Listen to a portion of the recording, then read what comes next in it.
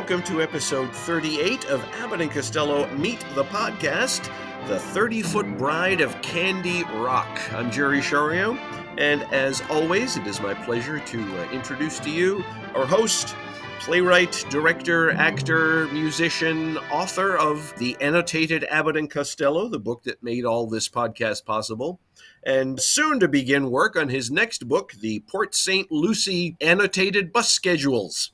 Here's Nick Santamaria. Hey, that's not fair, F-A-R-E. So we'll just transfer it to some other topic. So I got fair in there, I've got transfer in there. Yes. You know? You really know how to conduct a joke. That's good. Don't I? I try. It's very funny. Oh my. Look, you're steering us into a bad place. And it's terminal. So anyway, that one even made me laugh, which is kind of a regular thing here. Somebody's got to. Anyway, welcome, everyone. Welcome to number 38. We're heading towards that big 40 number. My goodness. And boy, you would have, when I mentioned in passing in the last episode that we're at number 37, and I said we're close to Jack Benny, I got like things from people saying, how is this attached to Jack Benny? What do you mean? You know what? And I'm like, number 39, 39. That's Jack Benny's age. Anyway, so just so they understand that. So interesting stuff. My friend Jerry is leaving for New York on Saturday. Yes. On a boat for Cleveland. No, wait, you're going to I'm sorry. I just had a slight stroke. But you're going to New York to rehearse Miracle on 34th Street. Yes. And are you rehearsing on 34th Street? I honestly don't think so. It's somewhere in lower Manhattan. I've got the address written down. I wrote it down so I don't have to remember it. I love lower comedy. Yeah. But so you are playing the judge, and you are playing Mr. Gimble. That's right. And this is very exciting. So you're going to be doing rehearsals there in New York. Then you're heading up to another Jack Benny reference. You're heading up to Rochester, New York, where everybody in the cast talks with a raspy voice. But so and then you're going to do tech up there. You're going to do the dress rehearsals and everything. Yep. And when are you opening? You know? I believe it's the 21st or 22nd of November. We're in Rochester for a few performances, and then we hit the road, and we'll be getting as far west as Detroit, as far south as into Virginia, and mostly up in the Northeast. So if anybody listening out there sees Miracle on 34th Street's coming to your town in that area, give it a look. You get to see Jerry, and you get to meet him afterwards. I'm sure he'll sign programs and stuff. Right? Of course. Attaboy. That's my boy. I'm very excited for you. I think that's great news. So here, things are, I was just telling Jerry, it's like, I live in Florida, not by choice, but to help my mom as a caregiver. And I'm not a fan of Florida, to be honest with you. But the weather is just monotonous, for a while. But all of a sudden, you get to the end of October, and the weather starts changing. And you can't wait to get outside. It's just really, really nice. There are certain things about Florida that are just delightful. And that's one of them. I love it. During my walk, it's just beautiful. But anyway, we're getting to a topic here that is slightly sad, I would say. It is the final film for Lou Costello. And it's without Abbott. It's actually a couple of years after their breakup, he made this film. But it's very interesting to me because Lou, at this point in his career, was very, very, very careful about what he was accepting. He was really on the lookout for the next thing, meaning that he didn't want to go into more slapstick. He wanted to go into more pathos and more dramatic stuff, or even like sitcom stuff. They even talked about him hosting a game show, which I don't think would have been a great idea because he wasn't, how can I say this? He wasn't verbally as acrobatic as some of the others. He didn't have that kind of polish in his talk. So I really can't see that. And he wasn't really known as a wit. He was more of a improvisational, physical comedian, more than anything. So yeah, I'm not sure that would have worked out. But anyway, we're talking about a movie he did accept, and it was against his better judgment, to be honest with you. He read the script. It's not exactly what he was looking for, but he wasn't exactly being offered a lot of great things. He was up for a role in a movie called The Mating Game with Debbie Reynolds and Tony Randall playing Debbie Reynolds' father, which would have been a great role for him. But it went to Paul Douglas, Mm. who unfortunately died that same year, the same year Lou died. So maybe that was a cursed production. So he didn't get that. They were in discussions about a film about Fiorello LaGuardia, who he resembled very much, and that didn't happen. And there were a few other things they were considering, but this movie came along. He read it, and apparently the script he read. And listen to this: Lou is reading scripts now. He's he's getting serious now. He doesn't have his partner to play volleyball with the dialogue. But he read the script, and it was a lot more interesting than it eventually turned out to be, because everybody thought the budget was going to be bigger, that they were going to have huge hands coming in, and things like King Kong had, back in 1933. Yeah. But unfortunately, the budget was only 700,000, which actually is about the amount of an Abbott and Costello film at Universal. I was surprised to see how much it was, considering that Dance with Me Henry was almost half as much. It was like Yeah. 450,000. So this had a decent budget, but not the budget everyone wanted. They really wanted to make this an impressive science fiction comedy. They all wanted a higher budget to make it a more interesting looking film.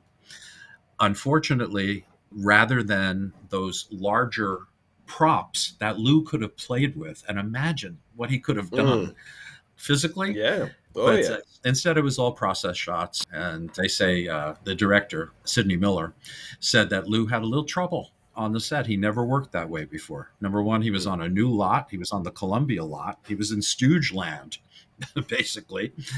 He was working with a new director, and he was working with special effects that he had no idea, where do I look? Where is she? Where's her face? Difficult stuff, especially for someone who's been in it for so long. Yeah. But he was game for anything. He was really wanted to try, despite the fact that he looks really bad. He really looks thin.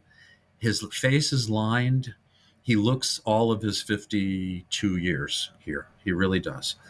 And there's a big mistake to dress him in that short sleeve shirt, because it makes Mm. him look like a senior citizen. It makes him look older. It's what Yeah. I noticed anyway. Yeah, now that you mention it, I never thought of the reason behind it, but I did note that it didn't look quite right. I couldn't put my finger on it, but yeah, that makes perfect sense. It aged him even more so. It did age him, yeah, and very clear. This is the clearest. His bracelet, his Butch bracelet. When Butch died, he had a bracelet made with the baby's name on it, and it was welded to his wrist. He couldn't take it off, so it's all over the movie. But anyway, I thought that was a very poor decision, and the biggest poor decision, as far as I'm concerned, is the fact that Dorothy Provine was about 23, 24 years old when she made this movie. Yeah. Lou was 52, and they were acting like young lovers trying to get away from the parents and going to Dinosaur Canyon, and she's trying to seduce him. It's really uncomfortable. I'm sorry, but it doesn't look good. And there's one point where one of the guys who works in Gail Gordon's bank, he looks like he's 26, and Hmm. he's like asking, "Can I take your niece out?" Blah blah. And he's like, "No, you can't." Blah blah blah blah blah. So the choice between this 26-year-old guy and someone twice his age wearing short sleeves, it's uncomfortable. It's pretty uncomfortable. But anyway, they do their best under the circumstances. I think this is the first movie where Lou didn't get away with having a baby face and, Mm. with a younger woman. But anyway, let's start the way we always start. Let's look at our creative and the background here. I told you that the budget was 700,000. The movie's 75 minutes, so it's really harmless. In fact, I don't think it falls apart until the Army gets involved. They started shooting on December 3rd, 1958. December 3rd. My dad died on December 3rd, Mm. 2020. And they wrapped up less than 3 weeks later on December 22nd, 1958. So it Wow. took them 19 days to make this movie. Had they had better special effects, it would have been longer, I'm sure. It wasn't released until August 6th, 1959. And that's March, April, May, June, July. That's 6 months after Lou died. So Lou was not at the premiere, at least not in physical body. Mhm. So, anyway, let's talk about the creative team behind it. Let's start with the director, a pretty interesting guy. His name was Sidney Miller, born in 1916 in Shenandoah, Pennsylvania. Oh, Shenandoah, I long to see you. Ow! Um, music lovers. So he lived till 2004. He was 84 when he died. But anyway, he was an actor, director, writer, songwriter. His son, Barry Miller, won a Tony for Biloxi Blues in 1985 as Best Oh, Actor. I didn't know wow. that. I learned that recently. Great play, Biloxi Blues. Yeah. Sidney Miller, during the pre-code days, like from 1932 to 1934, if you wanted a young Jewish boy, and I mean Jewish with the accent and everything, "Oi, what you all, the ball," that was my Jewish. Uh, I just made myself. No, hey, you want to buy this? I'll give you a discount. That's the way he talked as a kid. At least he put it on for the pre-code movies. But movies like Three on a Match, which is one of my favorite pre-code movies, Wild Boys of the Road, one of the great William Wellman's movies, and The Penguin Pool Murder Case with Edna Mae Oliver and Jimmy Gleason. They made a series of those, Mrs. Withers mysteries. So he was the go-to kid when you wanted a Jewish boy. Eventually, he became a good friend of Mickey Rooney's, and he made sure that he was in all the Mickey and Judy movies at MGM. He was a fine piano player, by the way, and got to show off his skills in these films. He was also in Boys Town with Spencer Tracy, Men of Boys Town, the sequel. I don't know what he was doing at Boys Town with the Yeah. priest. Bless me, Father, for I have sinned. Um,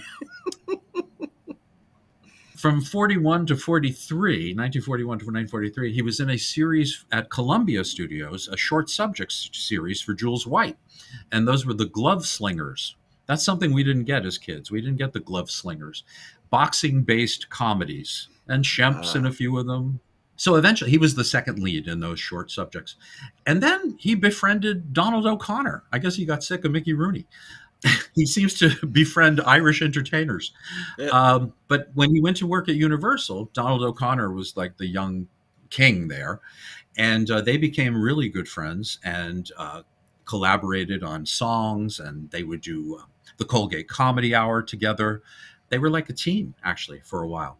He was also in a series of monogram, low budget musicals during the 1940s. He was part of a group that did that. He did a lot of radio. He co-starred and directed in actually the first musical sitcom, and probably the last, I'd imagine.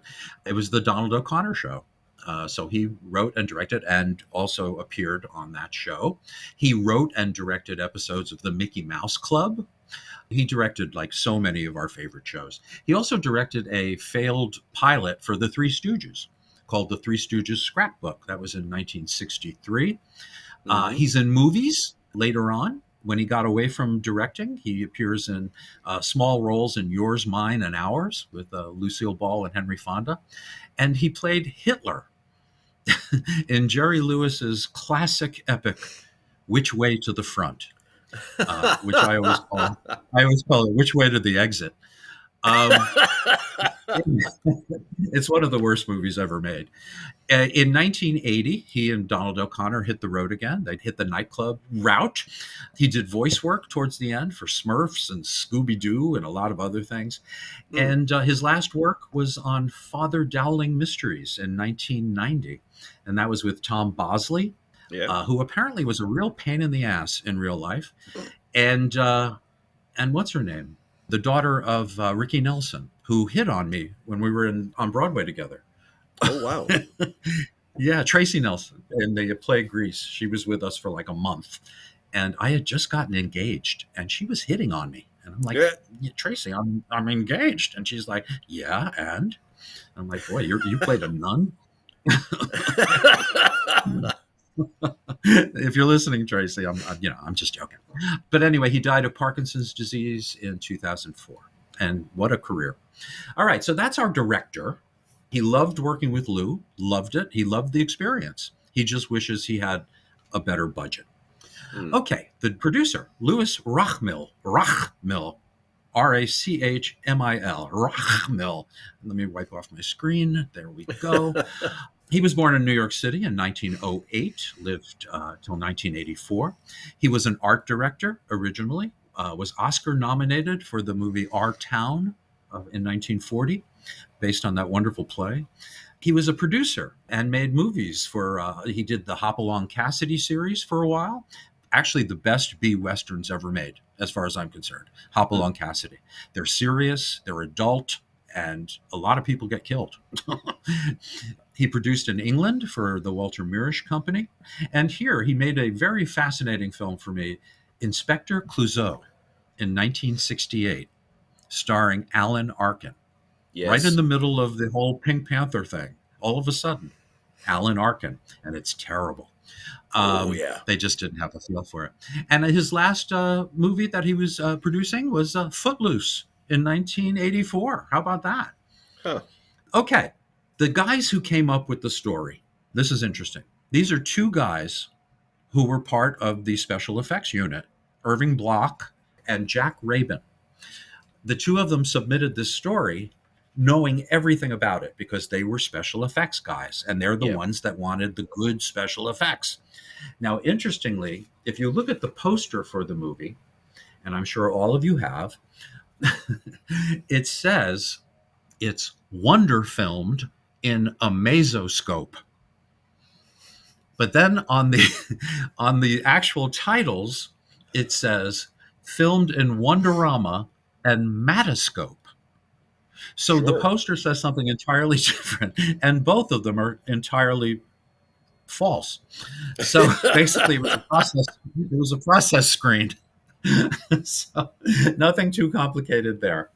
So you had these two guys, and I said in the book that it's almost like the game of telephone. You know, they submitted this script that was really great. You know, had all the special effects stuff written out. You know, the story idea.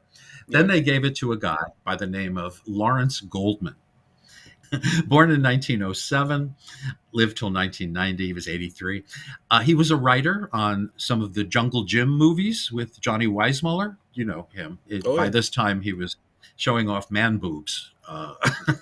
This was a little late in the game. He had bigger boobs than Maureen O'Sullivan. He wrote Kronos, the really good science fiction film from the 50s, Kronos. And this is the biggie. He wrote a movie that has the longest title I've ever seen. Are you ready? Yeah. For Roger Corman, he wrote The Saga of the Viking Women and Their Voyage to the Waters of the Great Sea Serpent. That was in 1957. Wow. And you know who starred in it? Abby Dalton, of all people, from the Joey Bishop show. She was pretty. But anyway, that's the movie. I believe that title. And the sea serpent is in it for like 30 seconds, from what I understand. So typical Roger Corman con job. Just a nightlight for couples to make out in their cars at the drive-in. Which I got in on the tail end, by the way. I got to do that a few times at drive-ins. In fact, I remember I didn't see the movie Grease when it was playing. But anyway, that was a nice night. But anyway, they gave the script, the story idea that all these people worked on, and they gave it to some interesting people. Number one was a guy by the name of Arthur Ross. Now, Arthur Ross was nominated for an Oscar years later for a movie called Brubaker. So he was nominated for that as a writer. But before that, he was born in 1920 in Chicago, lived till 2008, died at the age of 88. But he wrote some of my favorite movies, or co-wrote some of my favorite movies. Are you ready? Creature from the Black Lagoon. I love Creature from the Black Lagoon. The Great Race from 1965. It doesn't get much better than that. He wrote another great one, Satan's School for Girls. Boy, the 70s, as we're drifting into the dumbing down of our culture, the he was blacklisted during the early 50s, but then he came back. He's the father of Gary Ross, the writer director of Pleasantville, Seabiscuit, The Hunger Games, and Ocean's 8. So his son carried on the tradition. Yeah. The other writer, I don't have much on him biographically because there isn't much on him, but his name is Roland Barber. Rowland, Rowland, Barber. And he wrote a book called The Night They Raided Minsky's, which they made into an amazing movie in 1968. Oh If you yeah. want to know anything about burlesque, yeah, right? You Yeah. look up Night They Raided Minsky's. Great movie. He also ghosted the autobiography of Rocky Graziano, Somebody Up There Likes Me, which was made into a film with Paul Newman. And he ghosted my favorite star autobiography of all time, Harpo Speaks. Harpo talked into a tape recorder, handed it to Roland Barber, and he turned it into the greatest autobiography, I think, about show business. I agree. Um, and that's him, born in 1920, just like his partner, and passed away later, 2012. Raoul Kraushire, who wrote our theme song, oh, actually, it's Abbott and Costello theme song from their TV show. He wrote the score for this film. Lou was he was very loyal to the people he Yeah. worked with, the people he liked working with. So those are our writers, the people responsible for this movie, such as it is. Um, no, you know what? I'm hard on this movie only because it's very, very mild. It's Matthew says it in our book. He says, you know, it's not a great movie, but it's nothing to be ashamed of. It really isn't anything to be ashamed of. Yeah. It gets a little silly, it gets a little goofy, and it comes off as almost like a made-for-TV film because you've got so many familiar faces in it. You know, people that you would usually see on television, and the acting is very sitcom. You know, Yep. especially some of the soldiers in the army. They're just like Oy. so over the top. It's amazing. That one guy, I don't know who the hell he was, but they kept him in footage, you know? And he's doing stuff Wally Brown used to do. Remember Brown and Carney? Uh-huh. Wally Brown, his whole shtick was not finishing sentences, you know, in his monologues. And that's what this guy did and all through the movie. Anyway, first of all, I want to go back to the poster. If you look at the poster that we have representing this movie, it's about sex. It's Lou holding onto the leg of a practically naked giant woman saying, "Oh my God, she's all mine." And then it's a little cartoon of him working in his lab, and you see him thinking of a naked woman. So I don't know how they could be more wrong in Yeah. selling this film. You know, kids, come see the movie. There's a lot of naked women. Mom, can I go see Lou and the naked women? Uh, and the giant sea serpent of Roger Corman. Okay, so we're watching a movie that is weird, seeing the Columbia logo attached to Lou Costello. Very strange. One question that hits me about this film: can you picture Bud and Betty Abbott going to their local theater to see it? Ooh. That's an interesting question Very. because no proof of him ever seeing it or, you know, whatever. I know he saw like Lou on the Steve Allen show and stuff like that, but, Yeah. you know, did he go see this movie? I doubt it. So anyway, one of the most interesting credits is executive producer Eddie Sherman, Edward Sherman. If there's money to be lapped up, you're going to find Eddie Sherman's tongue right there. He's Eddie Sherman. And the rumor has it that he just stopped answering Bud's calls. Bud needed work, and Eddie just couldn't find him any. And he had enough trouble finding stuff for Lou, you know, as this movie proves. So anyway, the movie starts, and it's a close-up of Lou. It's right up. That's it. Bam. We're in a Lou Costello movie, and he looks like 10 years older than he did in Dance with Me, Henry. Mm-hmm. He's thin. His face is very lined. He's got circles under his eyes. He looks like a man who's been dealing with illness. He doesn't look like he's going to die.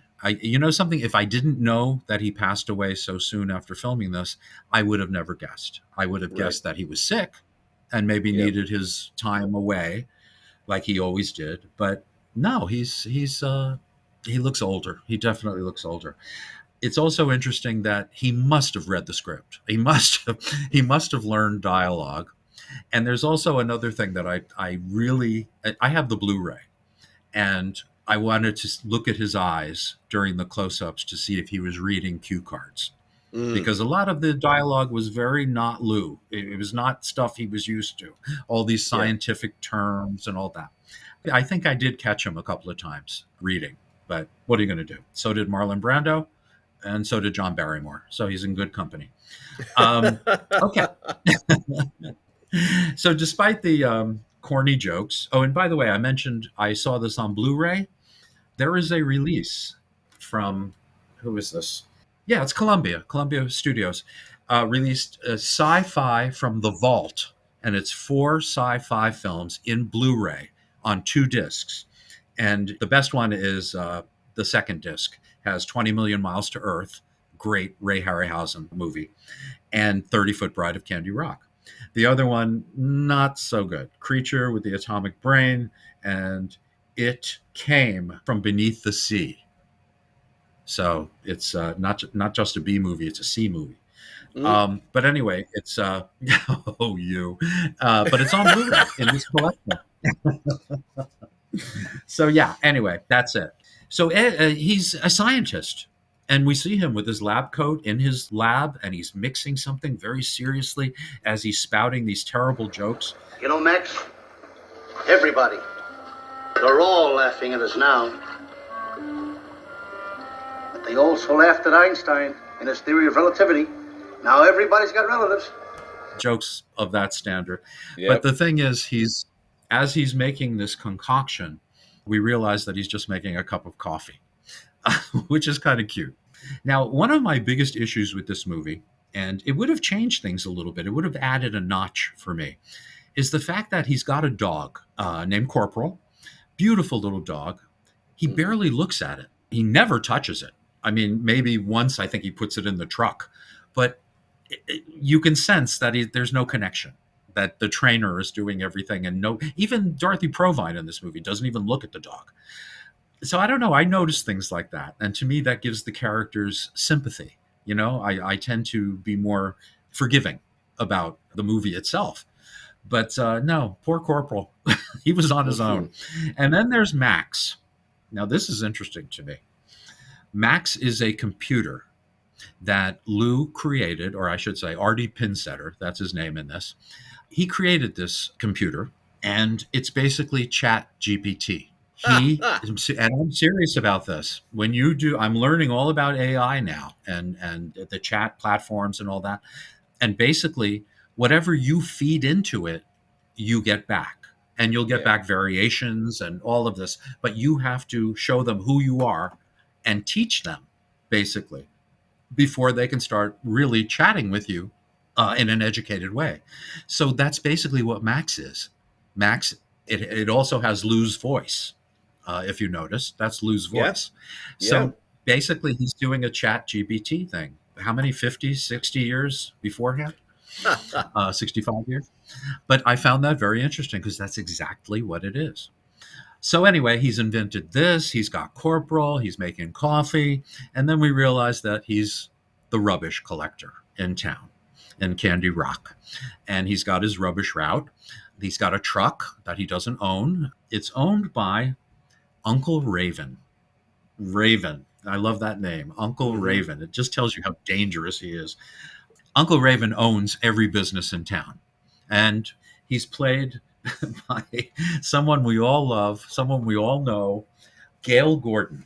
Now, if you're a Lucy fan at all, you know that Gail Gordon was a part of every single television show that Lucy was a part of, including I Love Lucy, where he did a few episodes, basically. Yeah. But he was her first choice for Fred Mertz. And only because he was unavailable. He was already Mr. Conklin on Our Miss Brooks on television, and he had a few radio roles that he had to take care of, and he wasn't available. So they went with William Frawley. So then he was involved with the Lucy Show, and then Here's Lucy. and then that horrible, horrible last hurrah in 1986. What was it called? Bury Lucy, or Let's say goodbye to Lucy. say goodbye to Lucy. Someone read the riot act to Lucy. I forget the name of it, but it was absolutely awful. And they had these 80-year-old people, and Lucy and Gail Gordon doing, like, I don't know, slapstick. And as Yeah. you're watching it, you're just hoping they don't break a hip. It's it was that kind of a thing. Now, Gail Gordon was born in 1906, same year as Lou, in New York City. He lasted till 1995. He died at the age of 89. He was born to vaudevillian Charles Aldridge and an English actress by the name of Gloria Gordon. Now, I have to say that he went into the acting profession. He was mostly on radio. He had that wonderful speaking voice. But I spotted him in a Wheeler and Woolsey movie called Hips, Hips, Hooray. And he's on screen for about 15 seconds. And he's got a couple of roles like this in pre-code movies where he's a radio announcer and they just cut to him for a brief moment. So he did that to start, but that led to radio. And trivia tells us that he was the first Flash Gordon, but on radio, because he had that wonderful voice. What else? He did so much. His big break was as Mayor Latrivia on the Fibber McGee and Molly show, and he's hilarious. He's a great counterpoint to Jim Jordan. And here's something: he was on a radio show in 1950 called Granby's Green Acres. B. Benaderet was his co-star, and it was Green Acres. Basically, it was like a pilot for Green Acres that became a television show in the mid-60s. Yeah, he was the first Oliver Douglas. I'm not sure if that was his name in the show, but you know what I mean. He joined the Coast Guard during World War II, did very well there, apparently.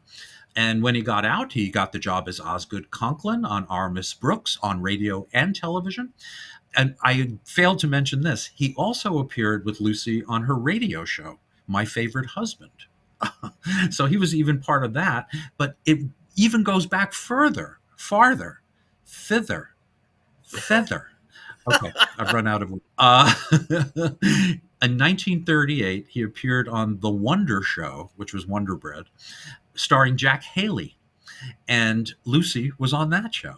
So the two of them worked together from 1938 to 1986. Wow. I mean, think about it. Yeah. Amazing. Almost 50 years together. Kind of a fascinating career. He replaced another radio legend. Joseph Kearns was another one that popped up in every great comedy show, drama show. And he replaced the late Mr. Kearns on Dennis the Menace as his brother, John Wilson. So Dennis could still say, "Hello, Mr. Wilson." I wrote a letter to the network at that point. I suggested buying Mr. Wilson a gun, but I didn't hear anything back. Hello, Mr. Wilson. Yeah, hello, Dennis. Say hello to my 38 Special.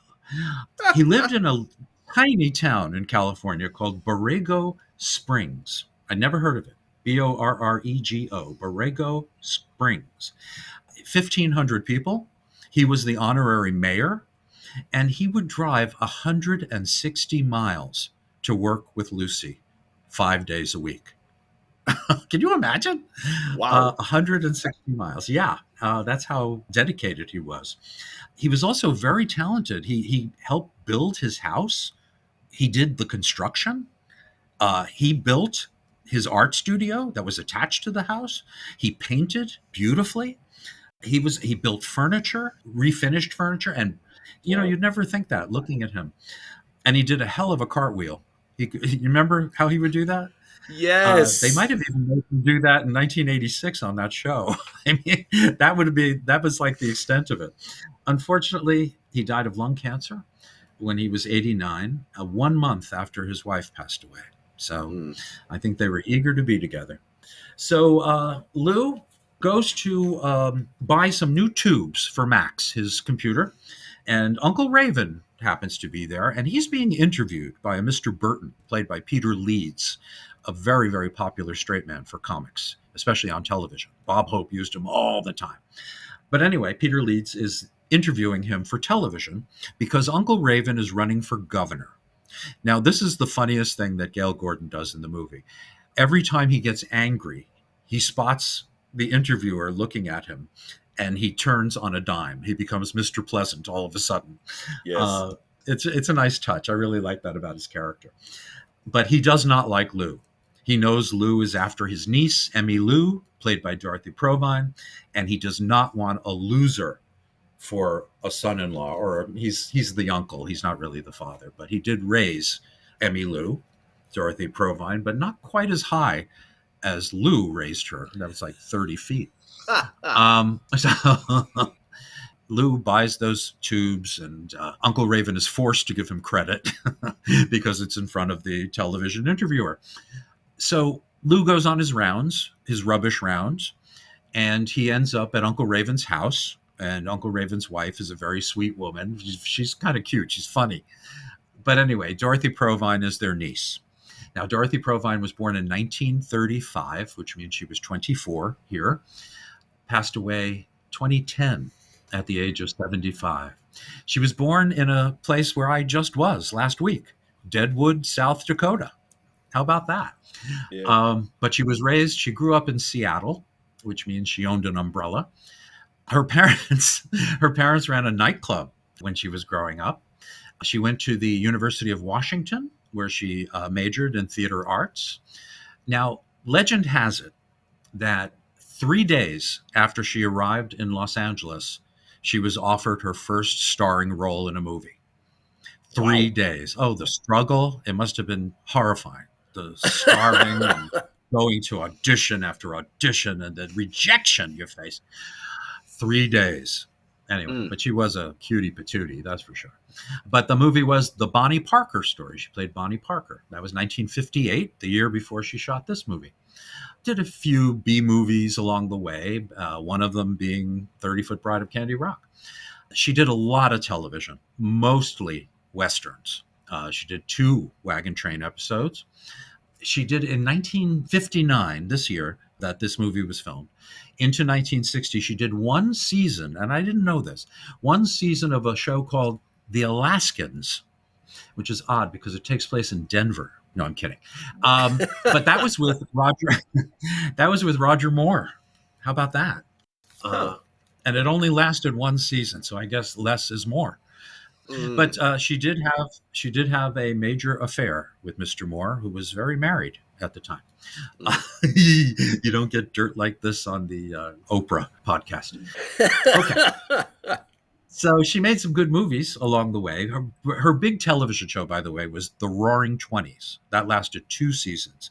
And that's what everybody seems to remember her from, was The Roaring Twenties. I think she played a character named Pinky Pinkham or something like that. Anyway, she was in a couple of really good movies. In fact, I think 2 of the best comedies of the 1960s, which means she was in It's a Mad, Mad, Mad, Mad World. This was her name. She was married to Milton Berle, the daughter of Ethel Merman. Talk about a... Wow, I would have driven off the cliff with Jimmy Durante. And her name in the movie, and you really don't hear this, Emmeline Marcus Finch. So Emmeline Marcus. She was in another really good movie, not quite to the standard of It's a Mad, Mad, Mad, Mad World, or the other one she made, and I'll mention that in a minute. But she was in Good Neighbor Sam with Jack Lemmon and Romy Schneider and Edward G. Robinson and Mike Connors, one of my favorites when I was a kid. And then she was in the movie I consider to be slightly funnier than It's a Mad, Mad, Mad, Mad World. I know everybody's rolling their eyes now, but The Great Race, also with Jack Lemmon, Tony Curtis, Natalie Wood, Keenan Wynn. I mean, a hilarious movie. And Jack Lemmon was never better. I just think it's one of his funniest performances. That the whole Prince thing, when he plays 2 different characters, and they're so different. Yeah, he does an excellent job with that. And I have to agree with you that there are probably more laugh out loud moments in Great Race than there are in I agree. World. Yeah. I agree. Yeah. And it's a little shorter as well. That too. Yes. That too. For Disney, That Darn Cat which I saw in the movies when I was 6. I remember loving it. Another movie I loved, Who's Minding the Mint, directed by Howie Morris, and with a comedy cast second to none. And it's so funny. It's about these misfits that get together to rob the mint, the government mint. A very funny movie, if you could find it. Really good. Also had Milton Berle in it, I think. And then a movie that just lied to us. It's another Disney production, and it lied to us from the title. It's called Never a Dull Moment. And I would change it to Always a Dull Moment. It's a terrible film. Dick Van Dyke and Edward G. Robinson again, and Dorothy Provine. So Dorothy did a lot of great stuff in her short time here, 75 years. And she retired like early on. She had, like 20 years of quiet, wonderful retirement. So good for her. Good for her. And she was just beautiful, as far as I'm concerned. I just wish she wasn't so young. I say in our book that I think this role of Artie Pinsetter would have been better for Jerry Lewis. He was the right age, Yeah. and I think he would have added the energy that Lou lacked in the film. And again, I'm sure you noticed, but his brother Pat was his double in this one. And you could see, because he ran just like Lou. Yeah. And what I love about Pat, when he's the double, they don't mind him facing the camera, like in a long shot, because he looks like Lou. Yes. But good for him for taking that job. It must not have been easy at that age.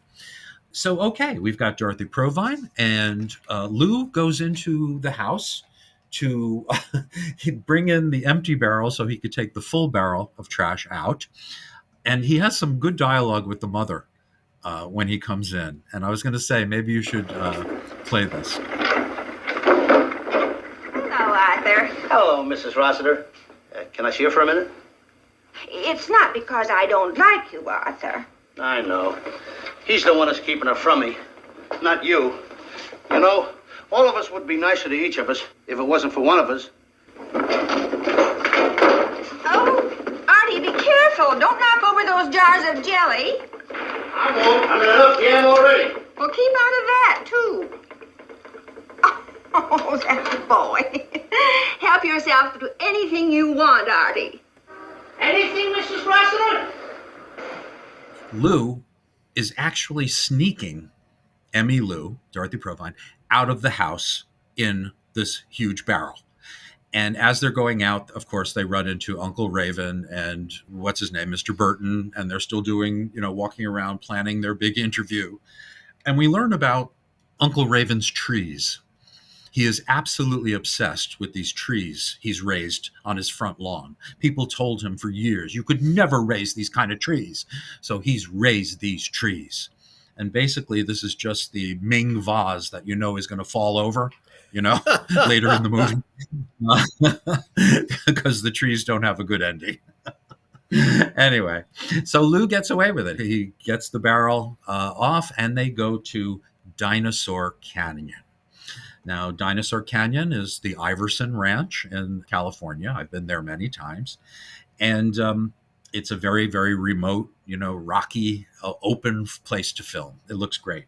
So here's the most uncomfortable scene for me. And that's where Dorothy Provine, Emmy Lou, is trying to seduce Lou. While his mind is on science, it's on Max, it's on, whatever, anything but romance. But it's adult. It's very adult. She's trying to get him, and then the whole thing about marriage. She just wants to marry him, this 52-year-old man with no money, and he's a rubbish collector. But she won't go out with the bank guy, who's 26 years old.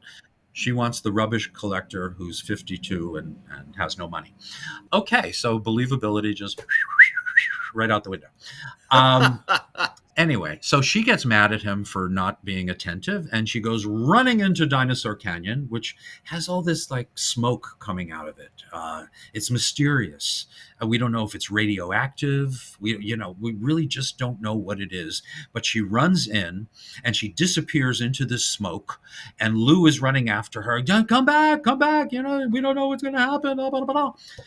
And sure enough, he looks up, and there she is. She has grown 30 feet. not like a centipede. I mean, tall, you know.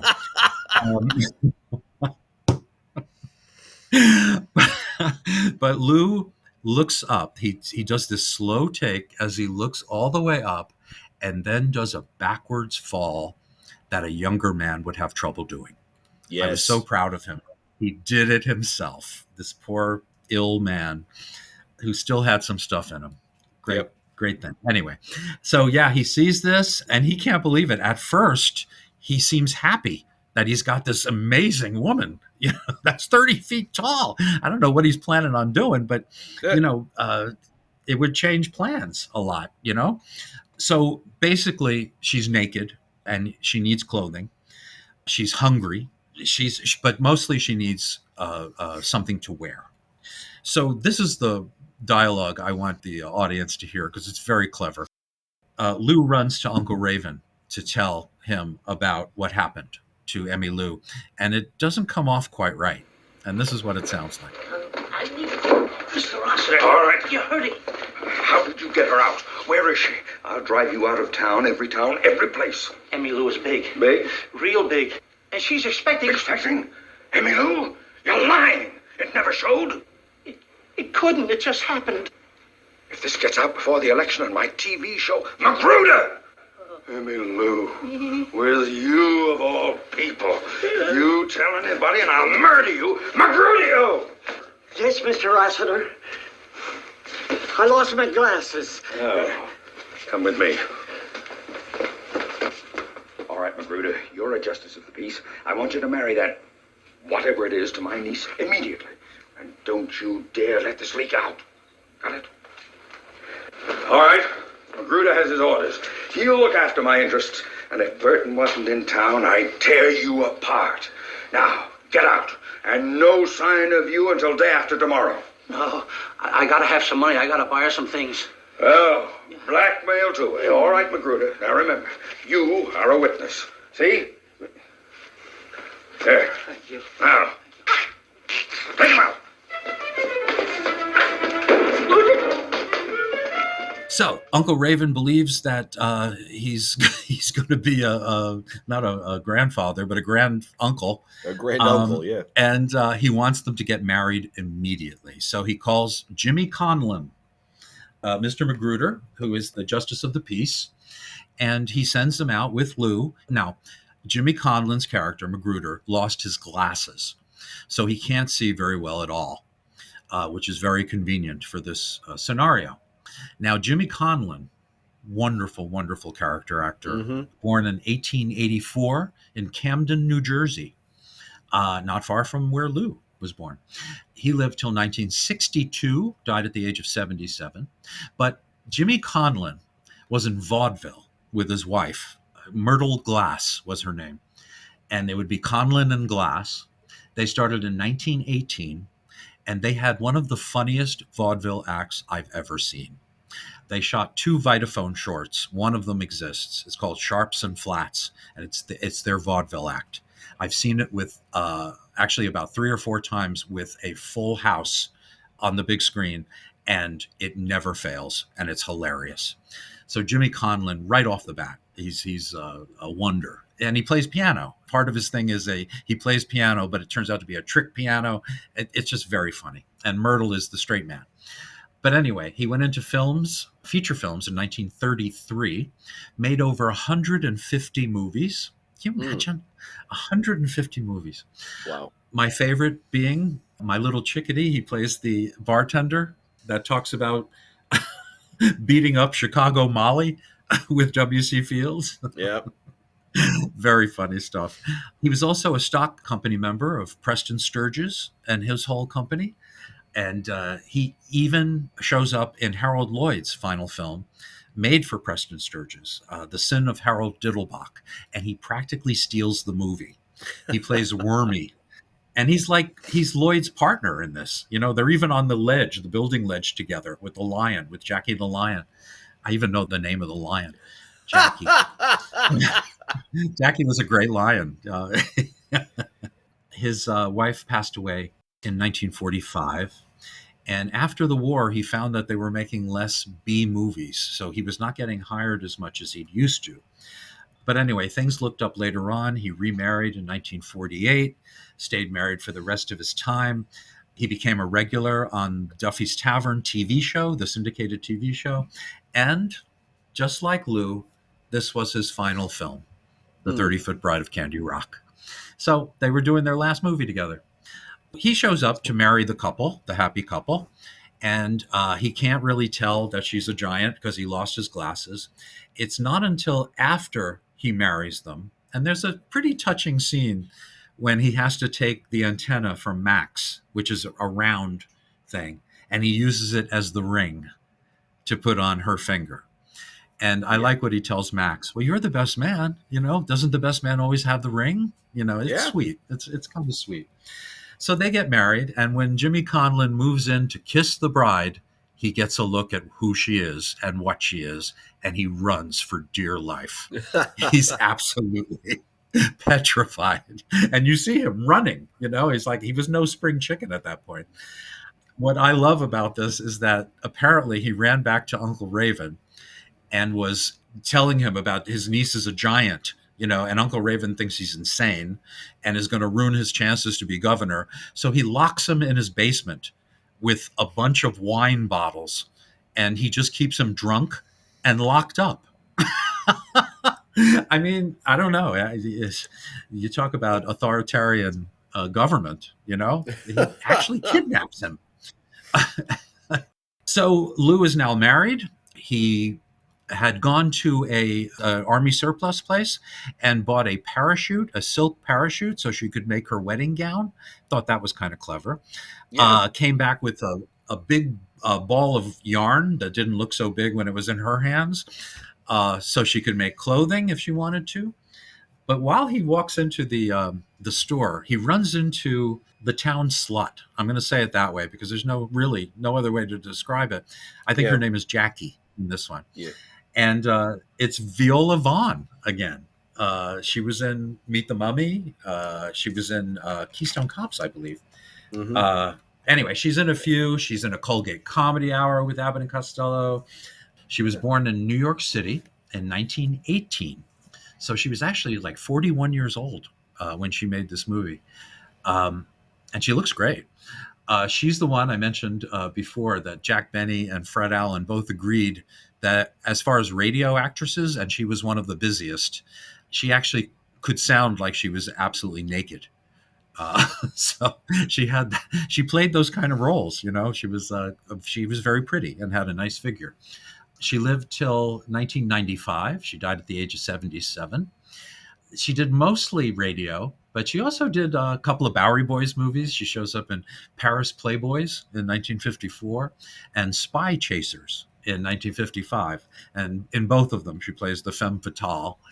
And she's also shows up in Bob Hope's My Favorite Spy in 1951. That's the one he made with Hedy Lamarr. And in 1954, she appeared with Bud and Lou on the Colgate Comedy Hour. And her marriages, to me, are the most interesting thing. She was married to radio actor Hanley Stafford for 28 years. And Hanley Stafford was daddy on the Baby Snooks show. That's what he was most famous for.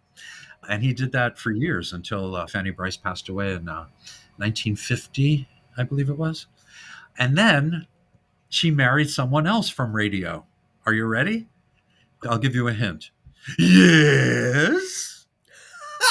She married Frank Nelson in 1970, and they stayed married until he passed away in 1986. Wow. So she married two of radio's really greatest performers, Hanley Stafford and Frank Nelson. Are you Viola Vaughn's husband? Yes. Who do you think I am with his wedding gown on? Anyway, so that's Viola Vaughn, and she's always a pleasure. And she's such a slut in this one. The car, the new car, she keeps trying to take it. So Lou finds out that the 30-Foot Bride is absolutely starving. She's so hungry. She's so big, you know what I mean, that her hunger is out of control. So Lou has to go to town, and he does not have the money to buy the food that she needs. So he he goes to the welfare office, And who is the absolute last person you would ever want to see in charge of your welfare? Charles Lane. Perpetual sourpuss. Oh, yeah. Perpetual angry man. Charles Lane. Oh, my goodness. My buddy Jordan Young, author, film historian, wrote a great book about the great radio comedy writers. Oh, my God, it's amazing. But he interviewed Charles Lane for that book, and he had no recollection of making this movie. So he has to go to Charles Lane and work it out with him. So Charles Lane, real name, Charles Gerstle, Gerstle, Gerstle, Levison. So Charles Levison. And he was married to the same woman for 71 years, to Wow. Ruth Lane. My parents were married almost 70 years, so that's pretty impressive. He was born in 1905 in San Francisco, and he lived 102 years. He passed away in 2007. I'll never forget that. He was an insurance salesman for a while. Can you imagine Charles Lane as an insurance salesman? Well, can I get a discount on this? No. And eventually, he moved to Los Angeles, and like so many others, he joined the Pasadena Playhouse. And while he was there, a director and actor, Irving Pichel, or Pichel, I'm not sure how to pronounce it, he played in Dracula's Daughter. He was the homunculus, her assistant. And he ends up killing her at the end of the movie. So you don't need to watch it now, everybody. But anyway, he suggested that Charles Lane go into acting full time. He convinced him. And 4 years later, Charles Lane was one of the founding members of the Screen Actors Guild. 4 years. Amazing. Just amazing. Always a sourpuss, every role. He was in a lot of Warner pre-codes, worked for 20th Century before it became 20th Century Fox. He made two that I can think of with the boys, Ride 'em Cowboy and Pardon My Sarong. He's in Arsenic and Old Lace. Frank Capra loved him and used him all the time. And he's in two of his best, Arsenic and Old Lace and It's a Wonderful Life, as Mr. Potter's advisor.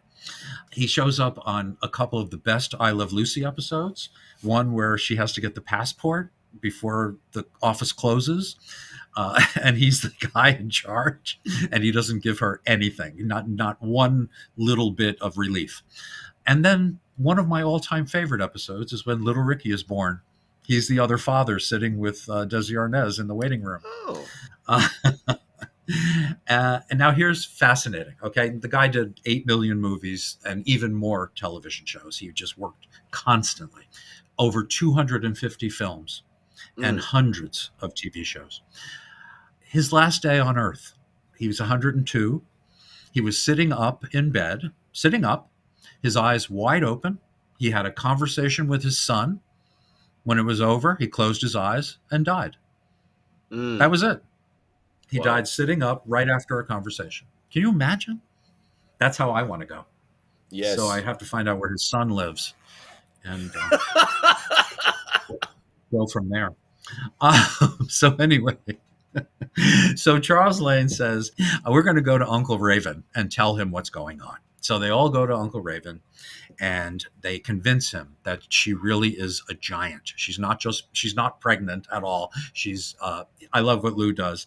He says, she's not big this way. And he does his arms far apart. She's big this way. And he does the tall gesture.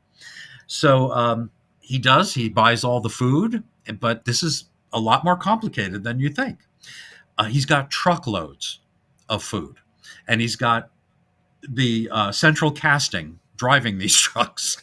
I always say that the best thing about Jerry Lewis to me is that he loved casting people that nobody cast anymore because they were old timers, you know?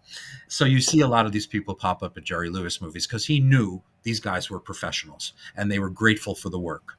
Well, this movie is filled with people like that, and it's just great. I think Joey Fay has the best line.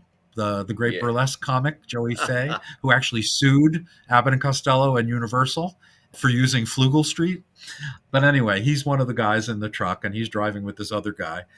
And the guy is like, I've been a butcher for 30 years and I've never had an order like this before. I've never had to make a 90-pound hot dog. And Joey Faye says, you're lucky. I'm the one who had to find the bun. So I just think that's a cute joke. But you see a lot of these people in here. We've got Doodles Weaver. We've got Jack Rice, who played Edgar Kennedy's annoying brother-in-law during those short subject series at RKO, the Everyman series. And he's funny. He's just a funny presence. Let's talk about Doodles Weaver. How about that? Okay. Doodles Weaver, his real name. Ready? Winstead Sheffield Weaver. Sure. Yeah. Winstead. Can you imagine? Winstead. We'll use Winstead instead. Born to a wealthy family. Now, there are two places that I went to for references, and both had different things for his father. Both were wealthy, but one said he was a vaudevillian. But the more reliable source said he was a wealthy roofing contractor in Los Angeles. So that makes sense. You could make a lot of money as a contractor in Los Angeles. And as a roofing contractor, I believe he died of shingles, but I'm not sure. So he was born in 1911 in Los Angeles. He was the brother of Pat Weaver, the president of NBC, all during the 1950s, and an executive from there on. He's the uncle of Sigourney Weaver, the great actress, who was the daughter of Pat Weaver. A lot of money in this family. He's of English-Scottish descent, which means he was too cheap to pay for an accent. His mother gave him the nickname Doodles, actually used to call him Doodlebug because of his big ears and freckles and stuff. He was a funny-looking kid and a funny-looking guy, actually, when he grew up. And that's where we got Doodles from. And he went to Stanford University, where a lot of rich people went. Turned out being married 4 different times.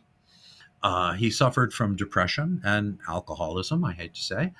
During the 30s and early 40s, he did a lot of radio, had a recurring part on the Rudy Valley Show. He would show up every so often, and the Kraft Music Hall.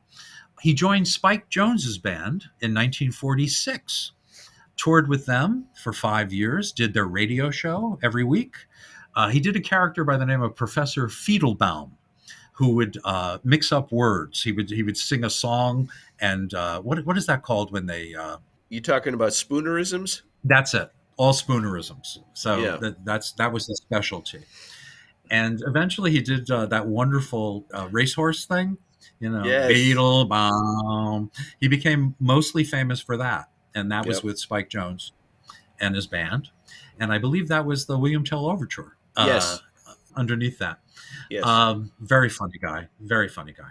Did a lot of TV. Ooh, in 1966, this I did not know. He recorded a version of Eleanor Rigby with the Spoonerisms.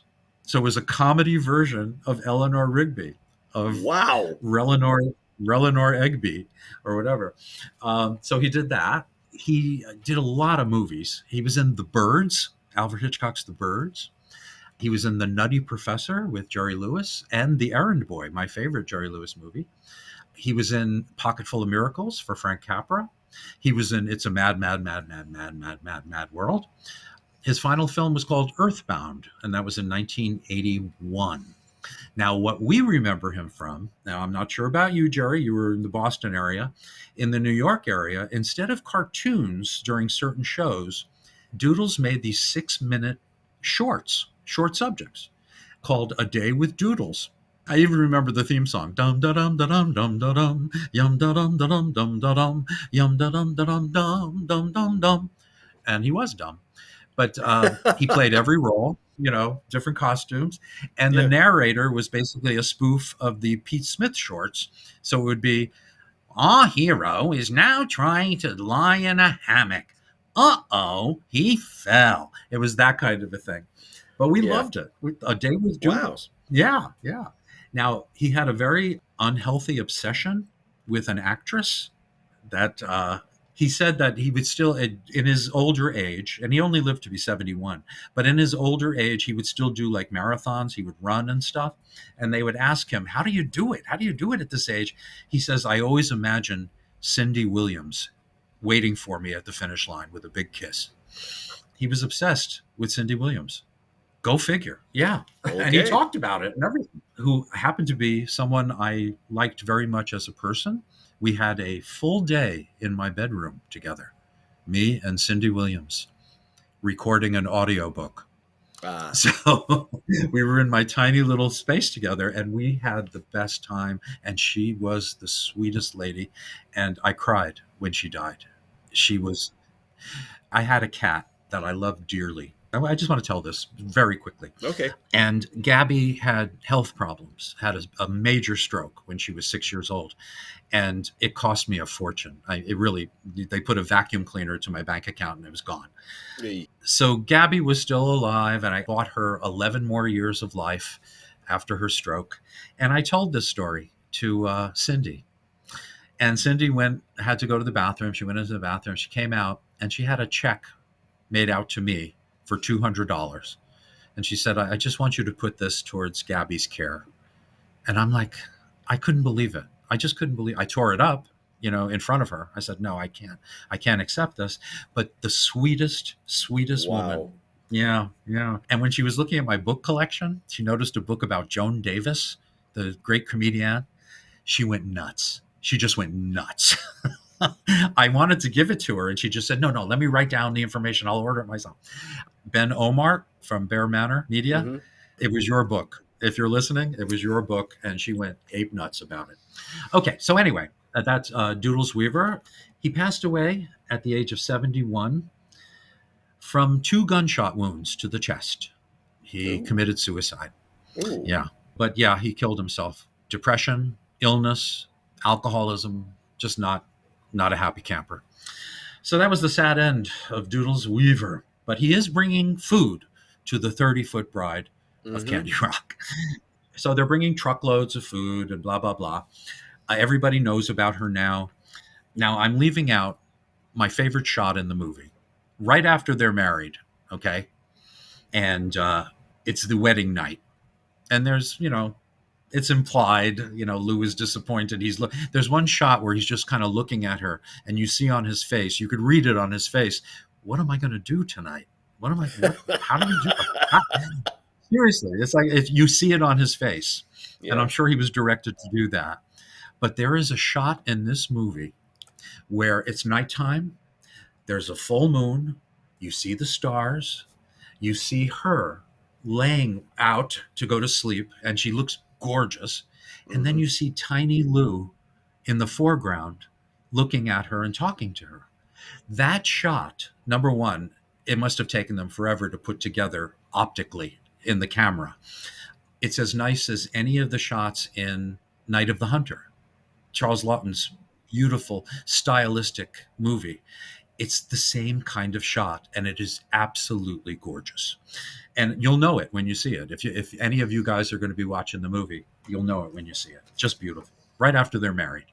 Okay, so she does the scene the next morning where she insists on making his breakfast because, a new wife is supposed to make their husband breakfast. It was 1959, folks. Come on. Yeah. And she's got these adorable little props, because everything is regular size.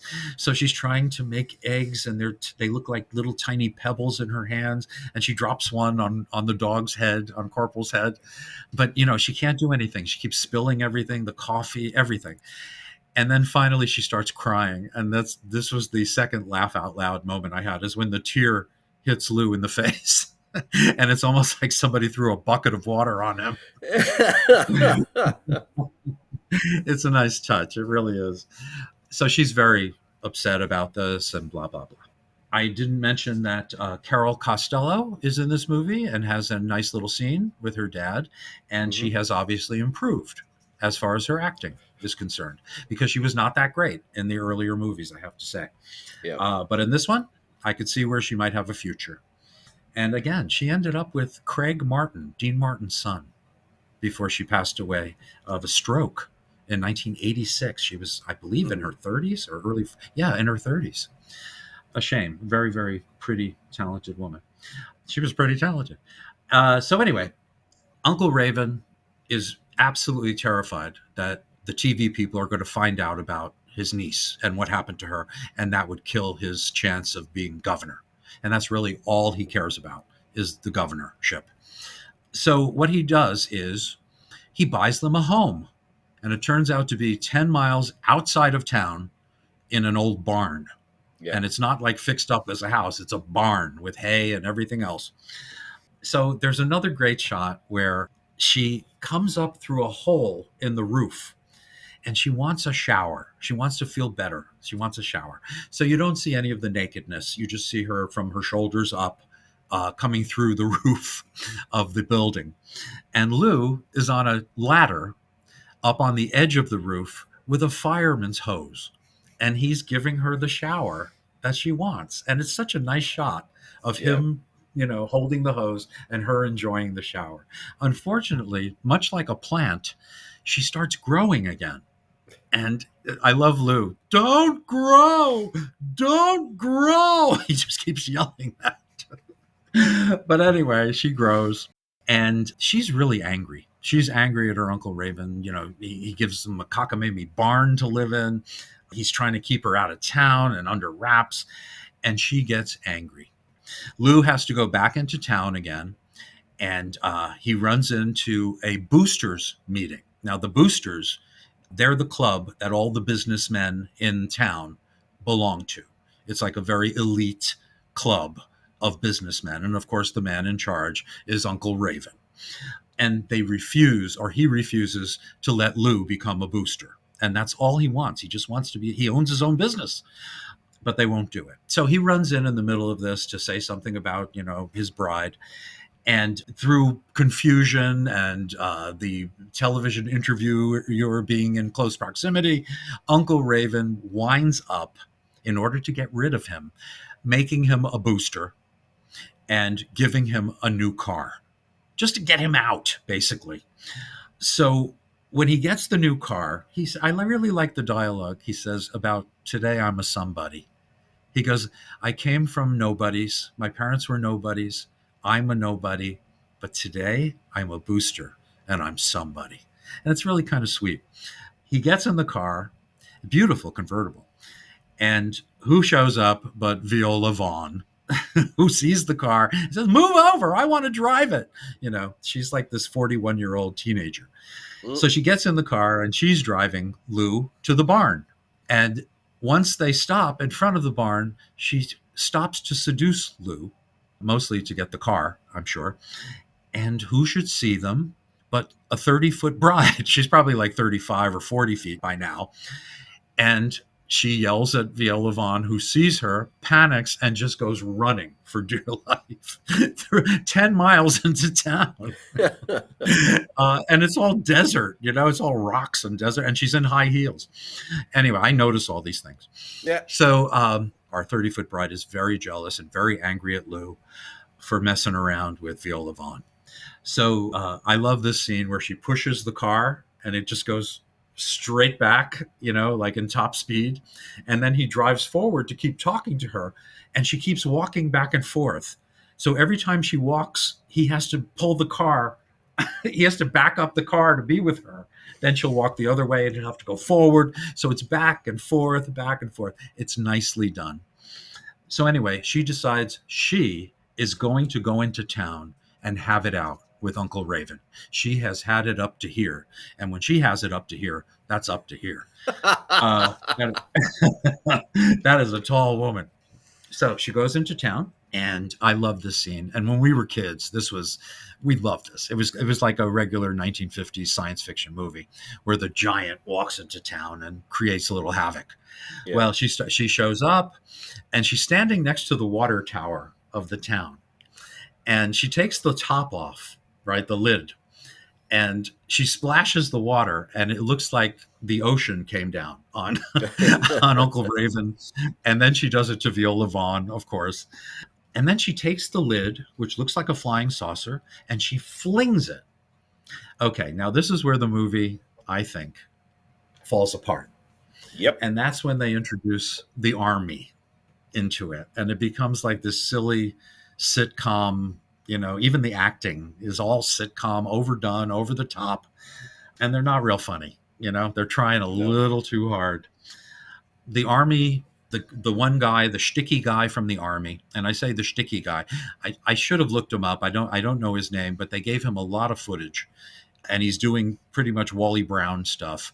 I was walking to the thing, and all of a sudden this person, and he walked over, and he had this, and everybody was excited. And when you see, it was that kind of a thing. Yeah. And he does it one time too many in this movie. And I'm sure they said, we need some life here. We need some life. So they would point to him. So he sees them, and there's a good gag where he hits the brake because he's in front of this long caravan of jeeps and trucks, army stuff. So when he hits the brakes, everything behind him goes up in the air. You know what I mean? It's like it looks like they're all attached like dominoes. Yeah. So that's a nice touch. And the general is in the back, and he's like the most over the top actor of all. How am I going to explain this to the Pentagon? Anyway, we saw all this kind of acting on the Munsters. But then when she was taking the shower and her head was through the roof, a guy in a helicopter is flying by, and he happens to see her. And I laughed out loud at this, I have to say. The helicopter it's going nuts. You see it's in fast motion, and he's out of control a little bit, and he's trying to tell the caravan which directions to go, and it keeps changing. It's a funny scene. It really is. And I think the guy in the helicopter is better than any of the other soldier characters. He's actually kind of funny. Oh, yeah. So anyway, the army gets involved. The general, for some reason, thinks they're being attacked by giant insects. Okay. So anyway, they start, I'm going to get to the conclusion here. They start bombarding what they think is the monster from Mars. They have put it together that there's a monster from Mars, there's giant insects, and the army has to kill whatever is not to their liking. And one soldier is like, no, you can't fire. You might hit somebody in it. No, kill them. We want to kill them. It's very accurate, actually. Yeah. Right? Yep. This is where it gets all convoluted and not very funny. And I could see where they were going, but it didn't quite work. Yeah. Max, he was down for a while because they used one of his antennae, Captain Antennae, for the wedding ring. So she still had that on her finger, and Max was not working properly. So they put the ring back on Max, and Lou has a moment here where he's very chauvinistic, very 1959. I'm your husband. I'm the boss. You'll do what I say. You would think he was talking to Abbott. No, I'm kidding. That's a joke. She gives him back the ring. He gives it to Max. All of a sudden, Max has these superpowers. Now, this is Lou's plan. He tells Max, take me back in history where they don't have missiles and bombs. This is after they sent a missile. Max actually had the missile right in the sky, I love you, with a heart around it. And the army is just freaking out. What the hell is this? So Max is capable of some wonderful things. So one of the things is he takes Lou back to Civil War days. But unfortunately, they have sabers and swords, and they still have guns. So he has to go back a little bit. And suddenly he's Napoleon, and he's being chased by, Wellington. And there's still cannons and all that stuff. So he goes, no, take me back before weapons. So they go back, and he's a caveman. But the thing is, they all surround him, and they start hitting him with rocks. So it's very telling that we have always been a destructive, ammunition-based society. Yep. All right. So then he decides, this isn't working. Take me back to present day, but make me fly above all of the turmoil. So all of a sudden, he's skybound. He's up flying in the sky. And my favorite thing is that when he goes up, he hits his head on a satellite. Mm-hmm. It's a funny bit. But he's flying around and yelling at Max, blah, blah, blah. Finally, he comes down. It's one of the worst pieces of special effects I've ever seen. It's almost like they took a cutout of him and used it in real time. Yeah. It's not Yeah. even, it doesn't even look animated. But anyway, he lands. All of a sudden, Max starts shrinking his wife, but she shrinks a little too small. She's still under the parachute that she was wearing, and you can't see her underneath the parachute, but she's there. And all of a sudden, the army shows up to talk to Lou, and they're stepping all over the parachute. And it really is scary because it's like, she's under the parachute. And I'm surprised Lou didn't say, get off the parachute. But anyway, they work things out. Lou is a hero because he invented this amazing thing that could time travel and change, perspectives and everything else. And he has got a contract from the army to take over and manufacture this thing. And so suddenly he's a rich man. He's a noted scientist. And Uncle Raven is very happy to have him as family. But Lou gives him that sound out of his mouth because that's what Uncle Raven did to him throughout the entire movie. Yeah. So Uncle Raven gets his comeuppance. And all of a sudden he tells Max, please, bring her back. Where is she? And she grows to the proper size. And Lou tells her, and this is a good ending, he tells her, darling, from now on, all of our troubles will be little ones. And he walks out, and who should follow them but their dog, Corporal, who is now a giant. And I love when he looks at the camera before he walks off. Oh, yes. But anyway, so I look at it this way. Since they treated the dog so capriciously all during the movie, he gets the final shot and the last laugh. So I was happy about that. Yeah. So that's the end. And when I say the end, that was the end. Yeah. Lou was very sick. Lou would come home from work. His daughter, Chris, talks about this. She was about 13 at the time. So she knows, this was a strong memory for her. He would come home and he would be gray in color. He was totally spent. He told interviewers, I don't want to do slapstick anymore. It's like, I'm too sick. I'm too old, to do this stuff. He goes, I would come home aching. He had a habit of, when he got home, he would jump in the swimming pool and take off his makeup in the pool. So he would kind of revitalize himself. But he was really sick. He was very, very sick. And he looks it in the movie. Yeah. So they finished shooting on December 22nd. And on March 3rd, 3 days before his 52nd birthday or 53rd birthday, he died. He died of a heart attack. He had a heart attack at home, and they took him to the hospital, and he seemed to be recovering. And then one day, after Eddie Sherman left, Eddie Sherman was talking to him. He left, and the nurse was adjusting him. He wanted to be more comfortable, and he passed away while that was happening. So Lou was gone, and he wasn't around for the August premiere of the movie. His wife, Anne, went to the movie and said that this would have killed him had he seen it. It was a strange hybrid of a film. Yeah. It was a spoof of movies that were already ludicrous, the 50-Foot Woman, Attack of the 50-Foot Woman, all of those giant bug movies, and the Amazing Colossal Man. What is it? The War of the Colossal Beast, which was the sequel.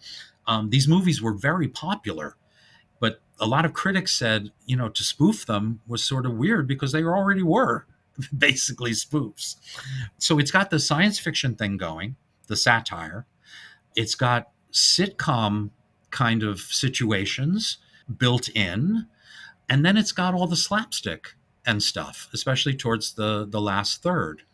So it's a strange movie. I'm not going to say it's a bad movie because let's face it, after 75 minutes, no harm done. I had a smile on my face. It just wasn't what you'd hope Lou's solo film would have been. He was so careful. He really wanted to show another side to him. And yes, he was more subdued in this movie, definitely. more subdued than he was in Dance with Me, Henry. But I think a lot of that had to do with his health issues. Now, Jerry, you've seen it Yes. for the first time. You watched it for Yes. the very first time. I want to hear your opinion. Well, it is what it is. Oh And boy. as you've said, 75 minutes was a blessing. If it had Yeah. been 90, I don't know if I could have made it to the end. But as a spoof, a satire, whatever you want to call it, on these kind of sci-fi movies, the story works to a degree. I agree with you that Mhm. the ending just needed much, much more. Yeah. They had like 17 ideas, and let's do all of them at the same time. Was Yes, the feeling exactly. that I got? Yeah, And maybe if and one it of them is. worked. Yeah, and it is kind of sad that this was his last movie. You Hmm. never know. You never know that thing. I remember Peter Sellers. He came out with the movie Being There, which is, in my opinion, gorgeous. One of the His penultimate finest. movie. And Yes, one of the finest things I ever saw him do. And then I agree. he passed away before the release of The Fiendish Plot of Dr. Fu Manchu, which was a Hmm. blessing for him because he didn't have to see it after that. I paid to see it Oh, and I did regret it too. to this day. When you Yeah. think you had a movie with Peter Sellers and Sid Caesar in it, Mm-hmm. and it was horrible. It Yep. stunk. Yep. So yeah, I agree with you about that. It's kind of, well, it's not the same situation, but it is kind of. Yeah. He chose to make this horrible movie. I know he was hoping for a kind of goon show experience. It just didn't work. It didn't No. work. It was No. dull. No. So yeah, it was kind of sad that this was his final gift to us, and I Mm-hmm. call it a gift. He was very sick. He was very ill, and his wife Anne passed away in December of that year, Mm. 1959. She Wow. was only 47 years old. So Chris became an orphan, at that time. Yeah. Very, very, very sad. Very, very sad. So yeah, and I know alcohol had something to do with that. After she lost her boy, Mm. it became very, very, very tense around the house, I'm sure. So anyway, so there was that. Lou did his last live work in Las Vegas. I believe it might have been the Sands. He did the Minsky's Review or the Minsky's Follies or something like that, where Yeah. he actually came full circle. And he played Las Vegas doing the burlesque routines with Sid Field as his straight man. And apparently it was a very successful run. But, Lou died, and the reporters went to Bud's house to ask his response. Now, I've gone on record as saying that I don't think Lou and Bud saw each other after they broke up. Uh-huh. I think they each went their separate ways. Lou went to, career land. He wanted to build a solo career, and Bud went home basically. And I don't think I don't think the twain met at that point. But it just so happens when Bud found out about Lou, he was watching the Abbott and Costello show, Who's on First. Who's on First was going on when he found out. Oh, He wow. cried. He said he lost his best friend, and it was very, very sad. There's sad pictures of him reading the headline. A Yeah. little exploitative, but yeah, yeah. Yeah. So, but I'm sure part of it was I was part of a team called Biffle and Schuster, and we made old shorts from black and white, and you couldn't tell the difference basically. Yep. And my partner Will Ryan, who played Schuster, passed away a few years ago. And when he passed away, I inwardly felt how Stan Laurel must have felt when Ollie died, or when Bud lost Lou and knew that there wasn't anything left. Yeah. I mean, eventually he tried to do other things, but it was basically over. And that's how it was for me with Biffle and Schuster. So yeah, Bud must have felt that, hear the brakes screech, and he needed the money. He was still Yeah. not completely square with the IRS. But anyway, we'll get to more about that. Our next episode, we're going to be looking at possibly just this movie, but I'm thinking we might add a few more things in the mix because there's not much to this movie. Right. And it's the thrown together compilation movie, this imitation Robert Youngson movie called The World of Abbott and Costello. And kids, They deserved so much better. Mm. And we will discuss that in our next episode. And in the meantime, Jerry, I want to wish you every good thing on your trip to New York, Thank you. and have wonderful rehearsals. And be sure to eat a lot of pizza while you're there. And and we'll be in touch soon with our Jack Benny episode, number 39. 39. And we'll go from there with the world of Abbott and Costello. Jerry, you take good care of yourself, pal. You too, my friend. Thank you.